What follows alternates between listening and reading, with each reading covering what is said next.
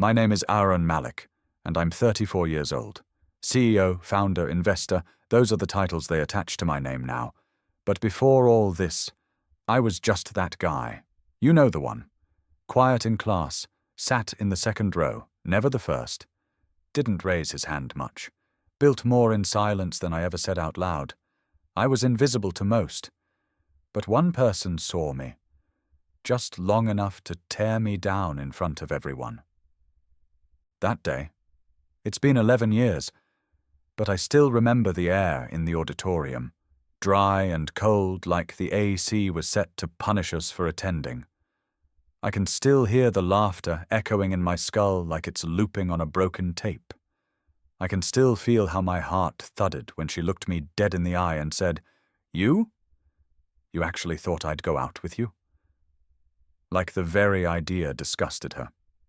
Her name was Samantha Reeves. She was bold, loud, radiant, the kind of girl who lit up a room and made you feel like you didn't deserve to be in it.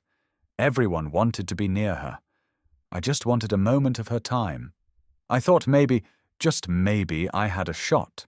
I had worked on this project for months, a new app prototype I thought could really help student freelancers manage payments. She was running the college business pitch contest.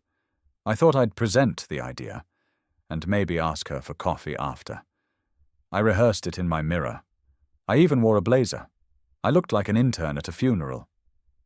And when I finally stood up to present, palms sweating through cue cards, I caught her eye in the front row. She was whispering to someone, smiling. I thought she was smiling at me. Stupid, right? After the pitch, I asked her, nervously, quietly, probably like a complete idiot, if she wanted to get a coffee sometime. Just talk.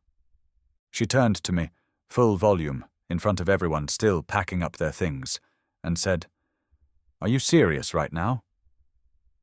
People turned. She leaned in, laughing. "You built a fake company just to talk to me? That's pathetic." The laughter didn't stop, not even after I walked out. That moment became my origin story. Not by choice, not by pride, but by force. It stuck to me like a stain I couldn't scrub out. And every small win after that, every internship I scraped up, every tech job I took under people who barely looked me in the eye, I carried that sting. Every moment I felt unseen or underestimated, I thought back to that laugh, that look. Samantha Reeves didn't just reject me.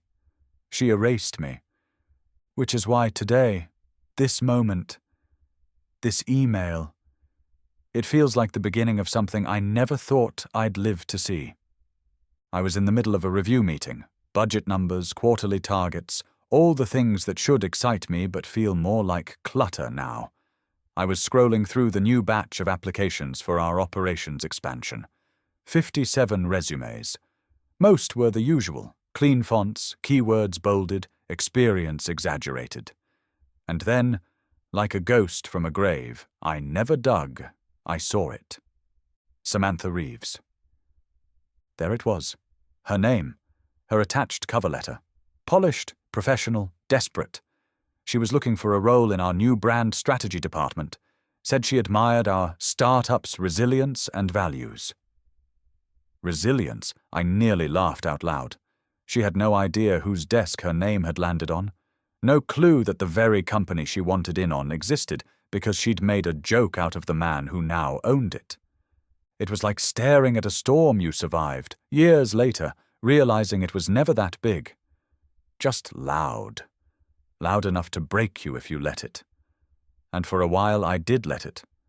But eventually I rebuilt. Quietly. Brick by brick. No applause. No audience. Just grit.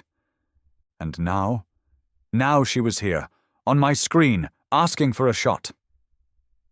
I leaned back in my chair and whispered to myself, funny how time works. One day you're a nobody, the next they need you. But this isn't a story about revenge for the sake of ego. This isn't about crushing her the way she once crushed me. This is about something deeper, about power, about grace, about who you become when the pain doesn't go away. It just grows into something sharper. So yeah, this might be the day her resume hit my inbox, but the day I was humiliated? That was the day I started becoming someone who'd never be erased again. Back in college, I wasn't exactly someone you'd notice in a crowd. My name was always pronounced wrong at roll call, and no one ever corrected it, not even me. I wasn't shy, exactly. Just quiet. The kind of quiet that people mistake for weak. I kept to myself mostly. I spent more time in computer labs than in the cafeteria. I wasn't trying to be part of any crowd. I just wanted to build something that mattered. Most nights, while other students were out drinking or chasing things they'd forget the next morning, I was buried in code. Not glamorous, I know, but I loved it. I was developing a peer-to-peer payment management app, something simple that freelancers on campus could use to track clients, get paid faster, and handle invoices without a mess. It wasn't revolutionary, but it worked. And more importantly, it was mine. No one cared, of course. Not until I heard about the college business pitch competition, organized by the business club. Top students would present startup ideas in front of alumni investors. The winner got seed funding and mentorship. That kind of opportunity? It could change everything. I figured it was worth trying. And that's when I saw her. Samantha Reeves. She was everything I wasn't. Confident, magnetic, the kind of person who moved through campus like the world was already hers. She headed the business club and was constantly featured on the college's social pages, hosting events, winning competitions, smiling like she knew she'd already made it. People didn't just know her name, they followed her. I first met her during a club meeting. I had decided to attend one, to sign up for the pitch contest. She was at the front, commanding attention like it was currency. She was quick-witted, flawless in how she spoke. Her ideas weren't just heard, they were absorbed. People leaned in when she talked.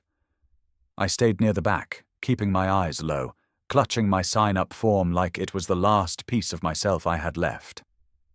After the meeting, I waited for a moment to speak with her, just to introduce myself, maybe explain my app idea. But my mouth dried up, so I left. Over the next 2 weeks, I prepared my pitch like my life depended on it. I coded like a man possessed, slept in spurts, ate whatever was closest to my laptop. And when the day of the contest arrived, I wore the one decent blazer I owned and tried to hold myself together.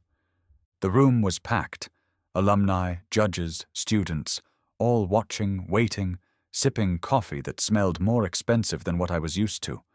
Samantha stood near the judges' table, clipboard in hand, greeting people like she was hosting a gala. When my name was called, I felt my heart skip. Aaron Malik. Project Free Flow. I walked to the front, fumbled a bit with the HDMI cable, opened the slideshow, took a breath. The first few words came out shaky, but then I found a rhythm. I explained the app, showed the UI, broke down the logic. People nodded, a few scribbled notes. I even saw a professor lean forward. For the first time I felt seen. And then I saw her. Samantha, watching me, smirking. When I wrapped up, I stepped down. As I walked past her table, I paused. I don't know what came over me. Maybe the rush of actually being heard for once. Maybe the fact that she was right there, and I wanted to believe we weren't that different. I turned to her. "Hey," I said nervously. "I was wondering if maybe you'd want to grab a coffee sometime.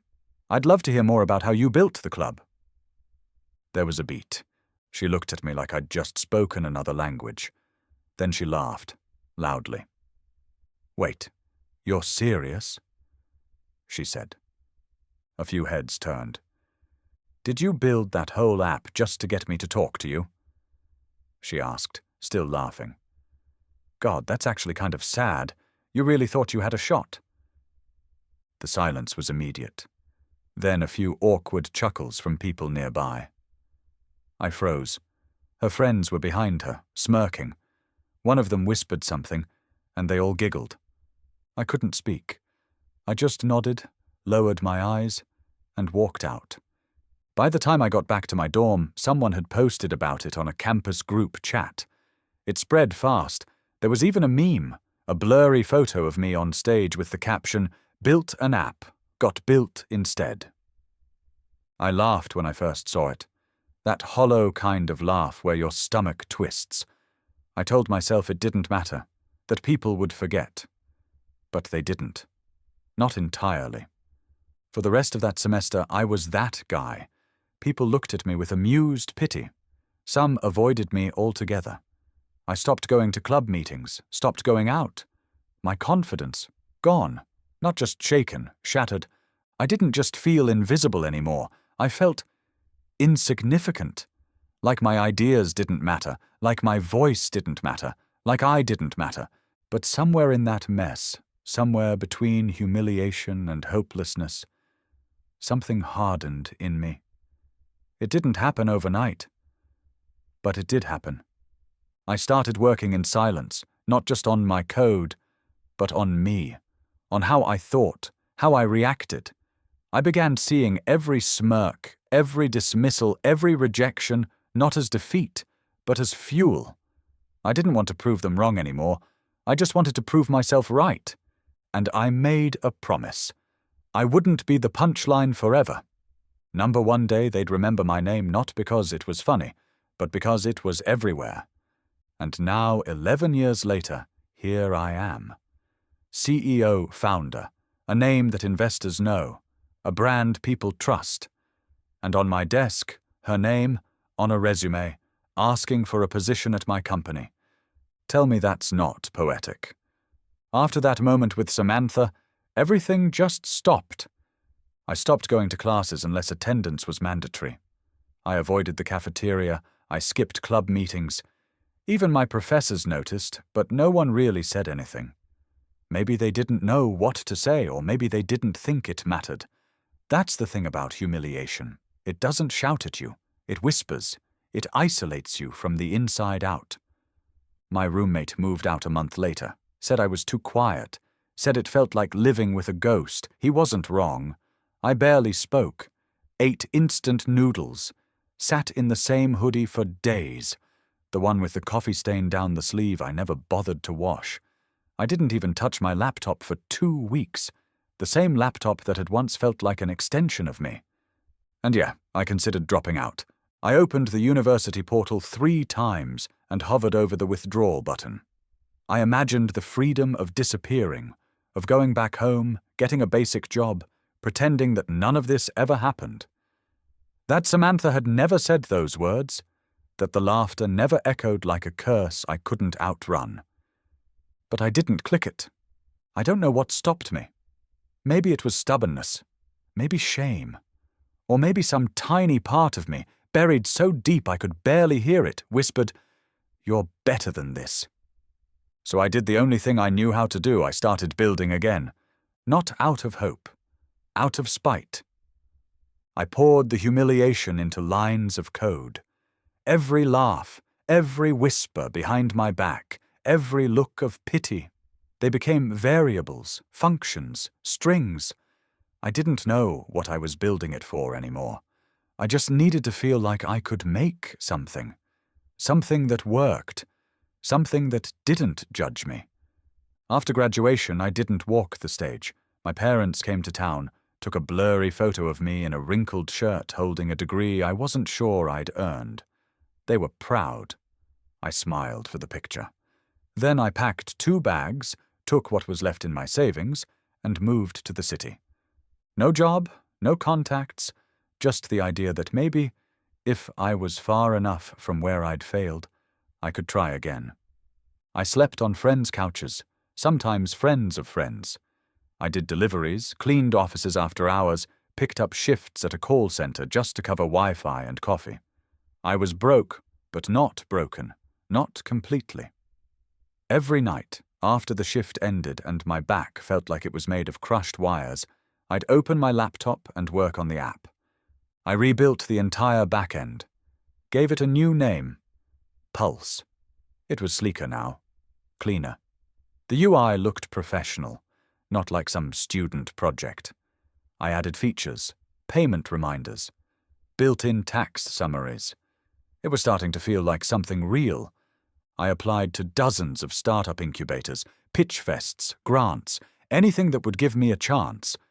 I polished my deck, wrote cover letters that read more like personal essays, and waited. Rejection after rejection. Not aligned with our verticals. Too early stage for consideration. Try again next year. Every email felt like a punch in the gut. But weirdly, each one pushed me harder. I started printing them out, taping them on the wall of whichever place I was crashing. By month 4, the wall looked like a museum of failure. But something inside me had shifted. See, rock bottom's not what people think it is. It's not just pain, it's silence. It's the stillness after the pain, where everything is stripped away. Your ego, your excuses, your fear. And in that silence, you either stay buried or you dig. I chose to dig. I started emailing people I admired, founders, developers, even ex-CEOs who'd posted about failure. Most never replied. One did. His name was Daniel Cruz. He had run a mid-sized SaaS company, sold it, semi-retired. I'd seen him on a podcast talking about how success made people soft. But failure made you sharp. I wrote him a 5-paragraph email, told him my story, told him I didn't want advice. I wanted honesty. Told him I'd failed more times than I'd tried and was still stupid enough to believe in this app. He replied 2 days later. All he said was, "Show me." I sent the demo link. He scheduled a Zoom call. On that call, I expected a lecture, maybe a brush-off. Instead, he spent 30 minutes dissecting my UI, asking why I chose certain flows, what my plan was for monetization, how I'd scale.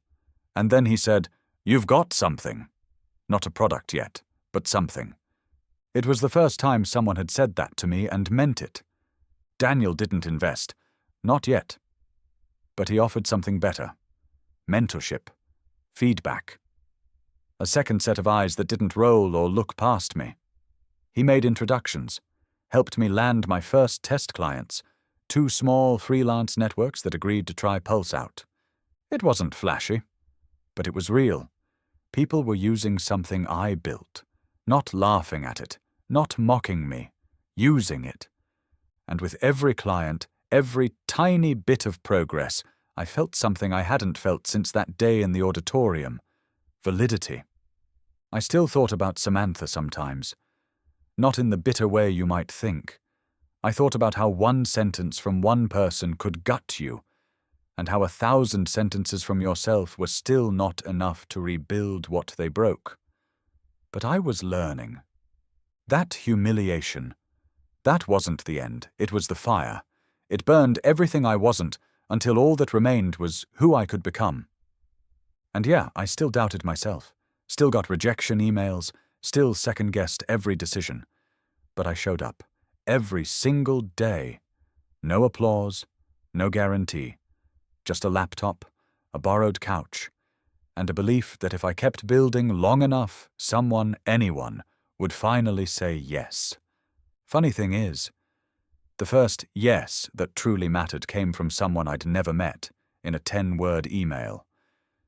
You've got something. Not a product yet, but something. Sometimes that's all you need.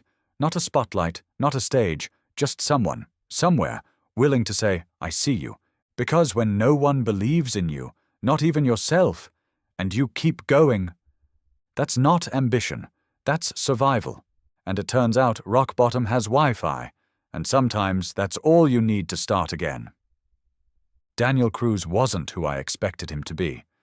In my mind, mentors were polished, charming, probably said things like, "Circle back," and wore smartwatches they never checked. Daniel. He answered our first call shirtless, sitting on a porch in what looked like the mountains. Grey beard, sunglasses, a dog barking somewhere in the background. His first words to me weren't, "Nice to meet you," or "Tell me about your vision." They were, You got 5 minutes. Impress me. That's how it started. Over time, I learned he wasn't blunt to be cruel. He was efficient. He respected time. His, mine, everyone's. What I thought was cold was actually care dressed in practicality. Every week we'd meet on Zoom, and he'd pick apart everything. My UI, my feature set, my onboarding flow, even the font I used in my pitch deck. But in between the critiques, there were lessons. Big ones. The kind no college professor had ever taught me. Building a product's the easy part, he said once. But if people don't trust you, they won't care what you built. You're not selling software, you're selling belief. He drilled into me the importance of storytelling, of having a clear message, of knowing not just what your product does, but why it should exist in the first place. That's when things really started to shift. I took Pulse back to the drawing board, not the code, but the narrative. I rewrote the website, restructured the onboarding journey, refined our tagline. I started thinking like a user, not just a builder. I made every pixel answer one question: why should I care? And slowly, quietly, people began to care. Our early users came from Daniel's intros, freelancers, small agencies, a few solopreneurs juggling client work and admin chaos. They didn't just use Pulse, they relied on it. I started getting emails not with complaints, but suggestions. That's how I knew we were onto something. People only suggest improvements to things they believe in. Revenue was tiny, but steady. I finally had enough to stop couch surfing. Moved into a shared apartment with 3 other guys, 1 bathroom, no heating, and a window that whistled every time it rained. But it was mine. I hired my first developer, a guy named Jaden, fresh out of boot camp, who coded like his fingers were wired to espresso. Then Aisha, a former VA with a knack for onboarding flow and user empathy. We weren't a startup yet, we were barely a team, but we believed. That mattered. There were late nights, insane bugs, burnout weeks, days when nothing worked and it felt like we were screaming into the void. But then there were moments too, small, perfect wins, like the day we passed 1,000 users. We'd been hovering at 980 for weeks. I refreshed the dashboard one night, and it hit 1,002. I sat there in the dark, just smiling. Not because of the number, but because somewhere, out there, 1,000 people had chosen us. Chosen me. I was still running lean. No real investors, just bootstrapped survival. But we had something better than cash. We had traction. That's when I decided to pitch. Daniel helped me line up an angel investor meeting. It was my first real shot at funding. I wore the same wrinkled blazer from college. Couldn't afford new ones. Told myself it was poetic. And I pitched. It bombed. The investor nodded the whole time, asked polite questions. Then leaned forward and said, "It's cute, what you're doing. But do you really think you can compete with giants like Honeybook or FreshBooks?" Cute. He called my company cute like it was a child's drawing on a fridge. I left that meeting, sat on a park bench, and stared at pigeons for 20 minutes like they had the answers. That night, I almost pulled the plug. Almost. But the next morning, something strange happened. An article. Somehow, a micro-influencer in the freelancing space had written a piece titled, "This tiny app just saved me 4 hours a week, and it's not who you think." She mentioned Pulse, screenshots, a link, no warning, no heads up. Our sign-ups tripled in 48 hours. I scrambled to upgrade our servers. We went from 1,000 users to 7,500 in less than 2 weeks. Emails poured in. Support tickets exploded. We had to switch our chat tool twice in 1 month. It was chaos, beautiful, messy chaos. Then came the calls, accelerators, angel groups, even one VC firm I'd applied to a year ago, now suddenly interested in hearing my updated pitch. One by one, I said no, not because I didn't want the funding, but because I finally had the leverage to choose. That was new for me. 2 years from the day I moved into the city with nothing but a dream, Pulse crossed $2 million in ARR. I became the CEO of a company people respected. We had a full team now, developers, support, marketing, even a guy who just managed client success. Jaden became CTO. Aisha ran operations. We had health insurance, a team Slack, quarterly offsites, a payroll system that didn't crash. I moved into a decent apartment, got myself a real blazer, stopped eating instant noodles for breakfast. But here's the thing they don't tell you when you finally make it. Closure doesn't come with success. I still thought about her sometimes. Samantha. Not with hate, not even with anger, if I'm being honest. Just with unfinished questions. Did she even remember? Did that moment even stick with her the way it did with me? Had she moved on and become someone else entirely while I was still building in the shadows she cast? Some nights I'd scroll through LinkedIn, type in her name. She was doing okay. Not great. Not bad. Had bounced around in PR and branding roles. Her photos were polished, captions carefully curated. I never followed, never liked, just looked. Because deep down, I knew what was coming. That one day she might reach out, or maybe not directly. Maybe just apply to my company. And when that day came, I didn't know what I'd do. Laugh? Reject her immediately? Invite her to an interview and flip the table? The truth is, even with money, with a title, with press interviews and startup awards, some wounds don't close, they just scab over. And when they itch, you scratch without even knowing. But I told myself this. I didn't build Pulse to prove her wrong. I built it because people like me, quiet builders, overlooked workers, freelancers nobody noticed, deserved better tools. Deserved a system that respected their time and helped them thrive. That's what Pulse became. A platform for the people who were tired of being invisible, just like I had been.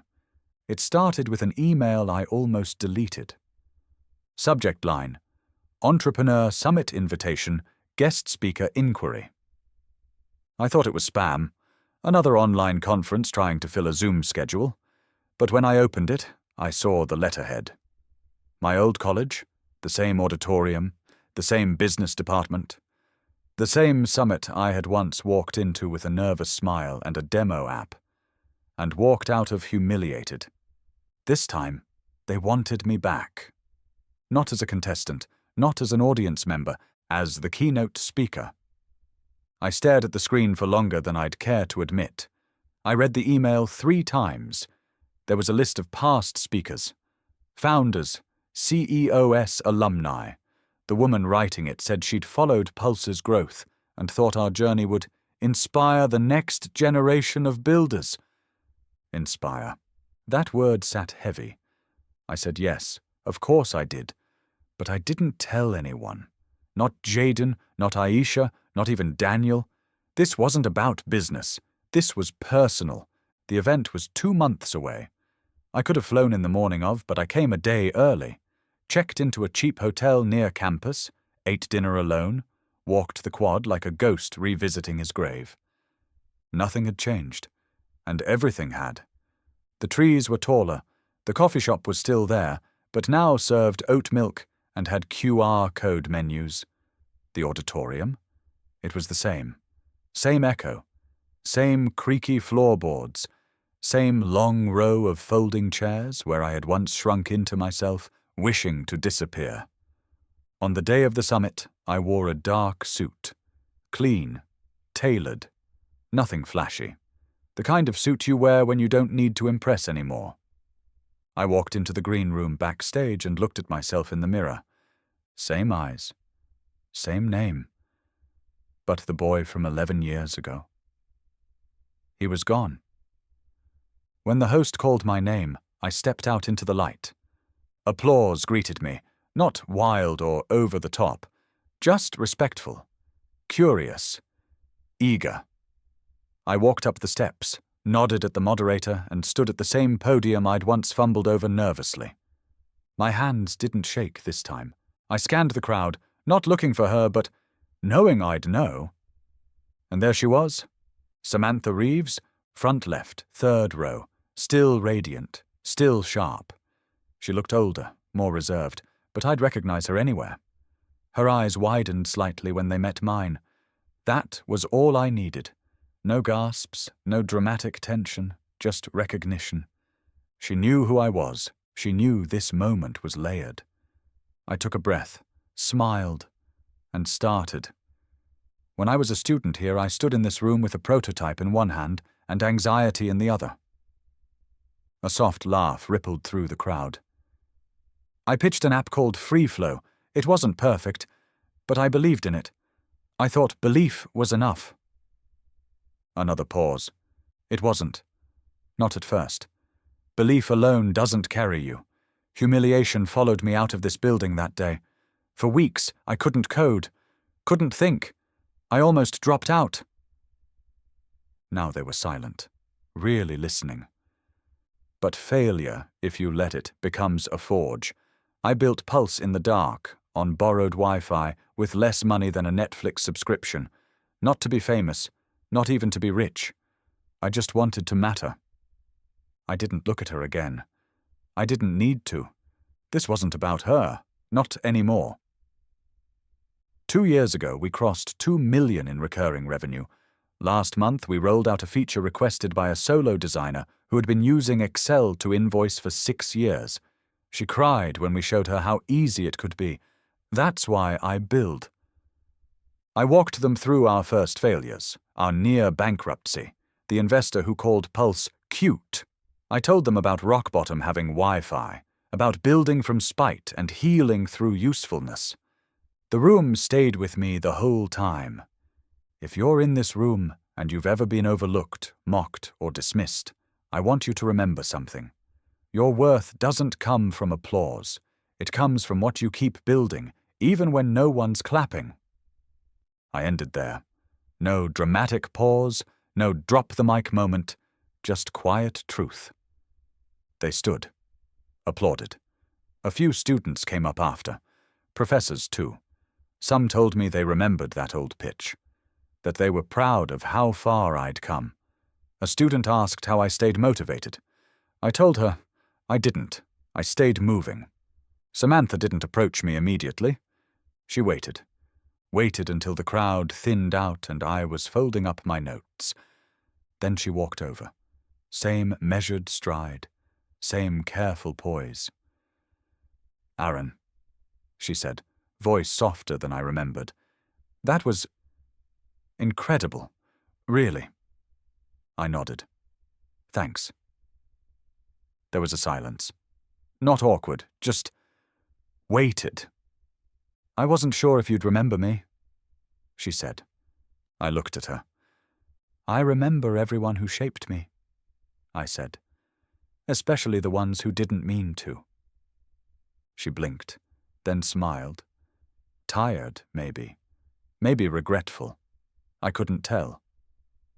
"Well, for what it's worth," she said, "I'm really glad you came back." I nodded again. "So am I." And that was it. She didn't apologize. I didn't ask her to. I didn't need her to. Because standing there, in that room, at that podium, I wasn't looking for closure anymore. I was the closure. Samantha Reeves always had a plan. She was the kind of person who outlined her 5-year goals in color-coded tabs and laminated her vision board. After college, she did exactly what everyone expected, landed a position in corporate PR at one of the most sought-after firms on the East Coast. High-rise offices, rooftop mixers, client pitches that involved wine pairings and elevator rehearsals. She loved the game, and she played it well. She rose fast. She smiled on cue. She knew how to command a room, still sharp with her words, still electric with charm. She networked her way into strategy roles, got her face in a few industry panels, and even led a rebrand for a big logistics firm that earned a write-up in Adweek. But the thing about momentum is, when it stops, it throws you. 3 years into her stride, her firm was acquired by a multinational agency that trimmed the fat without blinking. Overnight, whole departments were cut. Samantha's entire team was dissolved in a 5-minute Zoom call. No warning, no second chances. The severance was generous, but the silence after was deafening.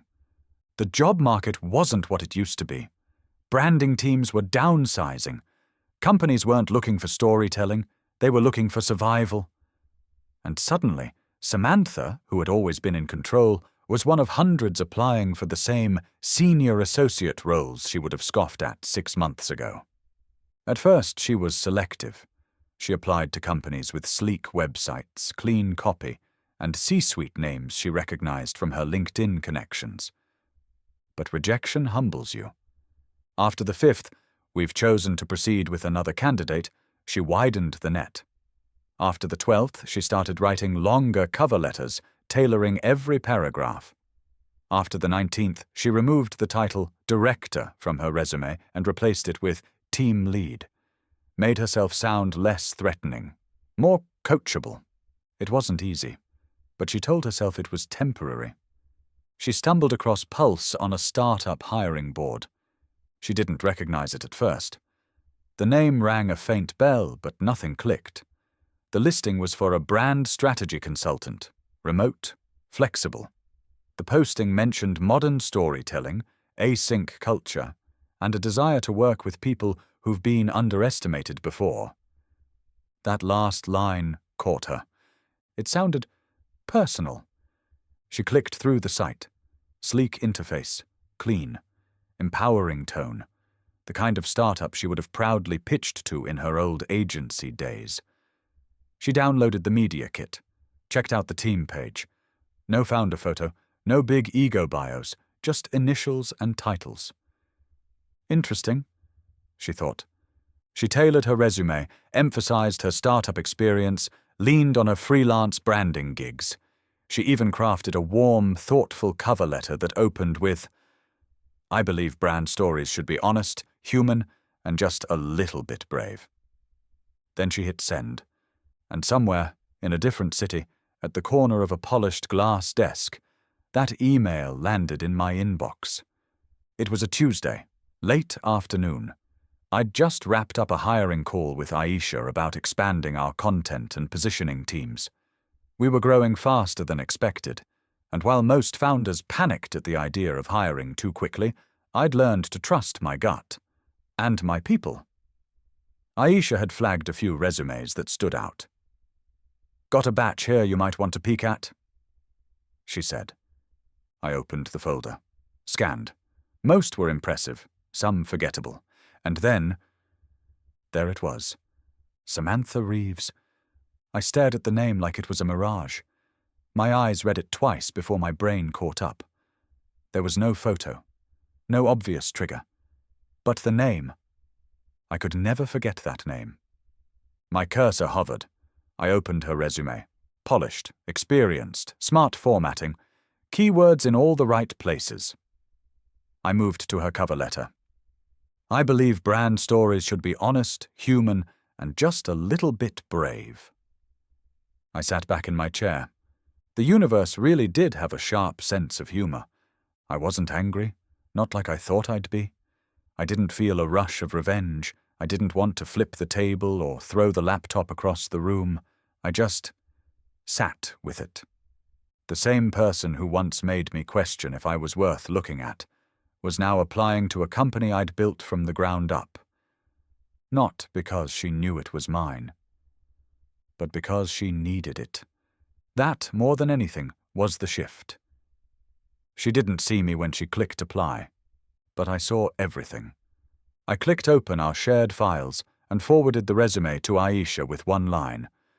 "Move this one to my desk. I'll take the interview personally." No drama, no build-up, just quiet poetry. I didn't know what I was going to say when I saw her again.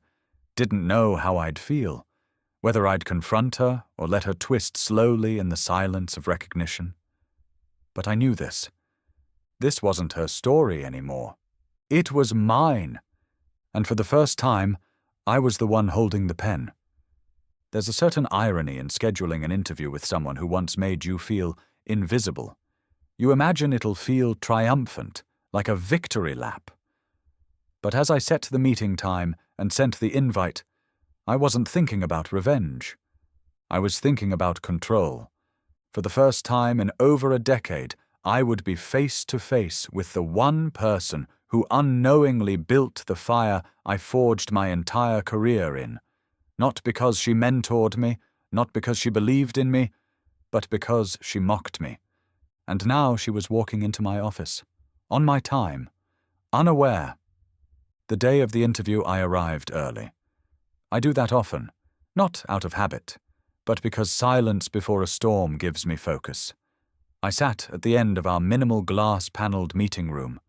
Pulse HQ wasn't fancy, but it was sharp. Clean lines, quiet confidence, nothing overstated. I kept her resume on the table in front of me, no other distractions. Aisha knocked once, poked her head in. "She's here. Want me to bring her in?" I nodded. Seconds later, the door opened. Samantha stepped inside. She looked good. Professional. Crisp navy blazer, cream blouse, hair tied back with practiced elegance. The kind of presentation you give when you still believe appearances will carry you. Her posture was perfect, eyes scanning the room, but the second they landed on me, it hit. Recognition. A tiny pause. Her breath caught. Not visibly, but I saw it, the microsecond flicker in her expression. Eyes narrowed slightly, head tilted just enough to confirm. She knew. She knew exactly who I was. "Aaron," she said slowly. "I didn't realize you were with Pulse." I smiled politely. "I'm not just with Pulse. I am Pulse." She blinked, processed it, swallowed. "Wow, I didn't see your name anywhere on the site. I like to stay out of the spotlight," I said. "Gives me space to actually build things." She nodded, adjusted her bag strap on her shoulder, sat down a little too carefully. "Well, this is unexpected."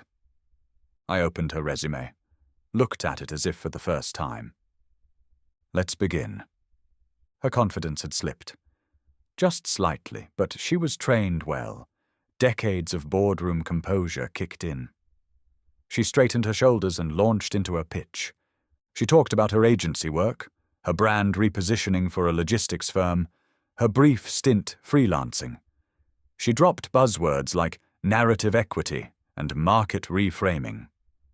I listened, took notes, asked questions. "Tell me about a time you had to re-earn trust from an audience that had already dismissed the brand. Walk me through your approach when you're the least experienced voice in the room. How do you lead?" She answered carefully. Almost too carefully, as if navigating a minefield she hadn't mapped. And then, halfway through a question about brand empathy, I looked up. "Do you remember the College Business Summit?" The air changed. Her eyes flicked to mine, searching. "I think so. There were a lot of events back then." "That's where we first met. You were head of the business club. I pitched an app." A beat. Free flow.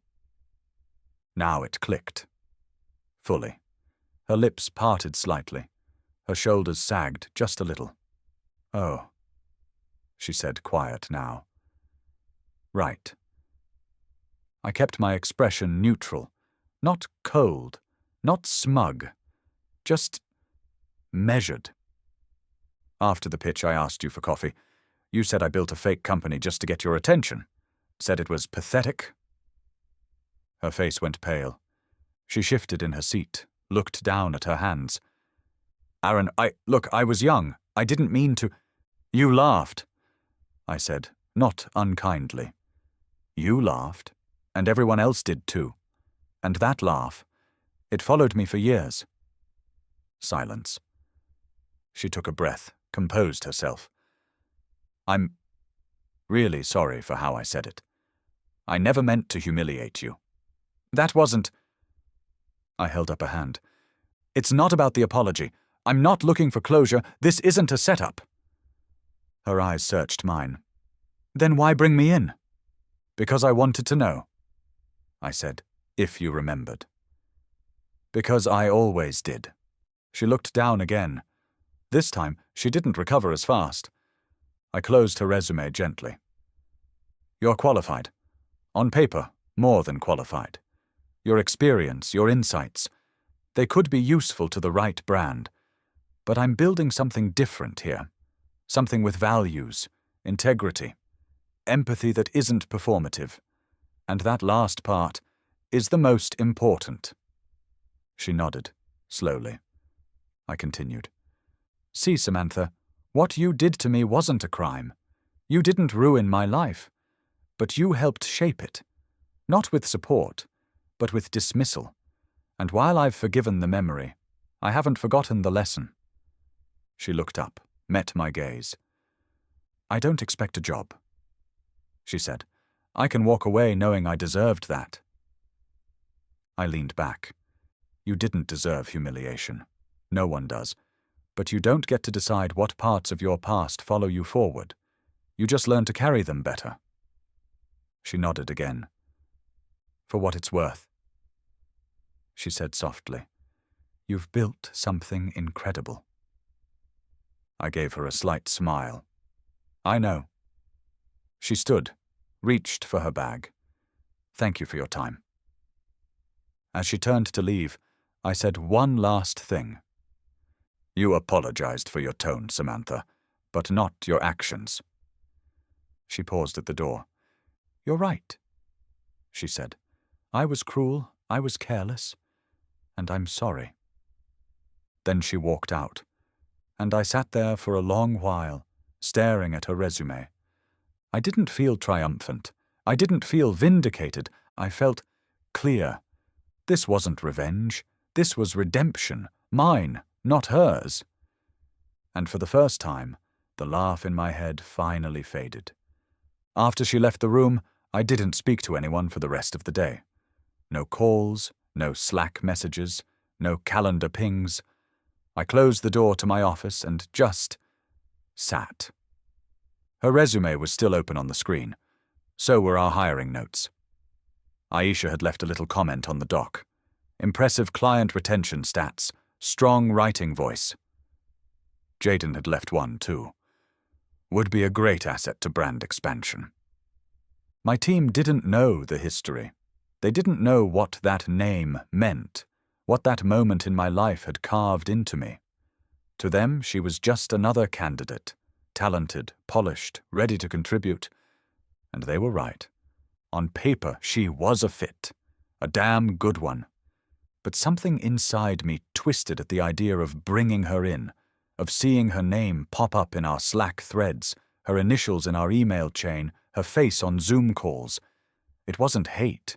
It wasn't bitterness. It was history. And history has a way of haunting even the cleanest rooms. I called a quick meeting with Aisha and our HR lead, Dana. We reviewed final candidates. Samantha's name floated to the top.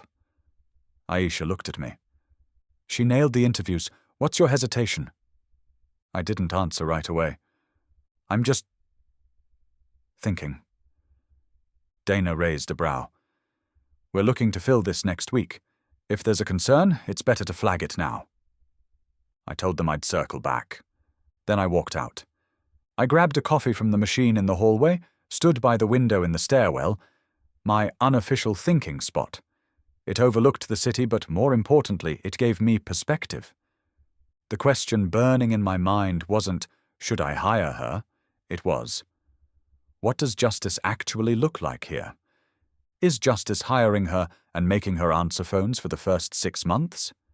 Is it watching her stumble through internal Slack politics and passive-aggressive client requests while I sit quietly and let her feel the slow burn of powerlessness?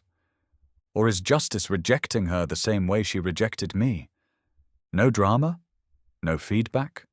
Just a quiet, short line that ends the story she never realized she was a part of. I leaned my forehead against the glass. Suddenly I was back in that dorm room, alone, shaking, opening that campus meme for the 10th time, even though it made me feel sick. Sitting with ramen that had gone cold because I couldn't bring myself to eat. I remembered the night I got my 5th rejection from an accelerator, when the power went out in the apartment and I coded for 4 hours by candlelight, just to finish a prototype no one would ever see. I remembered Googling how to know when to give up. I remembered how it felt to walk into interviews knowing I wasn't wanted before I even said hello. And most of all, I remembered waking up every day with a question no one could answer for me. Am I ever going to matter? She never had to ask herself that. Not back then. But maybe she was asking it now. That was the part that got me. That maybe on some level she was living in the world she once helped build for people like me. Maybe the rejection she'd feel today wouldn't sting like mine did back then. But maybe it would teach her something. I walked back to my desk, closed the hiring notes, and opened the candidate response folder. Wrote a new email. Subject: application status, brand strategy consultant. Hi Samantha, thank you again for your time and interest in Pulse. After careful consideration, we've decided to move forward with another candidate. We appreciate your application and wish you the very best in your continued search. Warm regards, Aaron Malik, founder and CEO. I read it twice. No heat, no coldness, just neutral, professional, fair. I hovered over the send button, took a breath, clicked. It was done. No fireworks, no applause. Just quiet. A few minutes later, I got a ping from Aisha. Did you send the rejection? You sure about it? I replied, yeah, I'm sure. She didn't push. She didn't need to. Later that night, I closed my laptop and walked home. The air was crisp, the sky cloudless. I stopped by a small corner diner and ate alone. No earbuds, no phone, just me and my thoughts. And for the first time in a long time, those thoughts didn't sting. I didn't feel triumphant. I didn't feel superior. I just felt free. Because real justice isn't about making them feel what you felt. It's about being able to walk away from what they did, without carrying it anymore. A few months after the interview with Samantha, I was invited to speak at a tech mentorship conference. Nothing flashy, no big stage or corporate sponsors, just a room full of students, bootcamp grads, and early-stage developers trying to find their place in an industry that often forgets to look beyond LinkedIn titles and polished portfolios. I almost turned it down, but something told me to go. Maybe because I remembered what it felt like to sit in chairs like theirs, desperate for someone, anyone, to say, I see you. The auditorium was modest. Folding chairs. A projector screen with my name on it in bold blue letters. Aaron Malik, founder Pulse. No company sizzle reel, no ego trip. Just me, a mic, and about 50 hopeful faces. I told them the story. Not the cleaned-up version. I told them about failure, about humiliation, about the ramen dinners, the rejection walls, the nights where silence felt heavier than any criticism. I talked about Samantha, not by name, but by impact. I told them about that moment in the college auditorium, how one laugh nearly derailed everything I was building. The funny thing about revenge, I said, is that we think it has to be loud. We picture big speeches, public shaming, the final act of a movie where the villain gets what's coming. But that's not real. Revenge, the kind that actually sticks, isn't about noise. It's about building in silence. It's about growing so far past what they thought you could ever be that their memory of you becomes irrelevant. They were quiet. Not out of disinterest, but because they got it. Every head nodded slightly. Every posture leaned forward. These weren't dreamers. These were survivors in the making. Afterward, I stayed to answer questions. One by one, they approached. Some asked about tech stacks. Others asked about burnout. A few just said thank you and left quickly. like the story had hit somewhere they didn't want to admit. Then one kid lingered. Skinny, glasses too big for his face, nervous energy. Reminded me of me at that age. "Hey," he said, "can I ask something not tech-related?" "Sure," I said. "Go for it." "How did you know when it stopped being about proving people wrong?" I smiled. "When their voices stopped echoing louder than mine," I said. He nodded, slowly. "I guess I'm still working on that." "Then keep building," I told him. "Not for them. For you." We exchanged emails. I told him to send me whatever he was working on. A week later, he did. It was rough, but it had heart. Raw, unpolished intent. I gave him feedback, encouraged him to keep going, introduced him to a junior role on our QA team. Small steps. The kind I wish someone had offered me. Sometimes revenge isn't about taking back anything. It's about giving forward what you never got. On my flight home, I thought about the version of me that once sat in the dark, coding by candlelight, convinced he was invisible. I thought about Samantha's face when she realized who I'd become. I thought about that auditorium stage and the boy who'd once been laughed off it. And then I smiled, because that boy didn't just survive. He became someone worth becoming. I didn't need to make her feel what I felt. I didn't need to humiliate her or post a clever takedown or gloat in front of my team. That moment had made me. But I never needed to become her to win. I just needed to keep going. And now I sleep soundly, because success that's driven by rage will eventually burn out. But success built on purpose? That lasts. A few weeks passed after the interview. Things went back to normal as things get when you're running a growing company and balancing leadership with some semblance of peace. I poured myself back into the work. Product roadmap, team evaluations, quarterly reviews. The kind of noise that keeps your mind from wandering where it doesn't need to. I hadn't thought about her again. Or at least I told myself I hadn't. Then, one afternoon, in between meetings, I saw it. An unread message. From Samantha Reeves. Subject: "Thank you." I stared at it for a moment, fingers hovering above the trackpad. I didn't click it right away. I just watched the bold subject line sit there in my inbox, like an old scar someone had traced with their finger. Curiosity eventually won. I opened it. "Hi, Aaron. I wanted to thank you again for taking the time to speak with me. I imagine it must have been strange seeing my name in your inbox after all these years. I'll be honest, I didn't recognize you at first. Not during the application, not even right when I walked in. It wasn't until you said free flow that it clicked.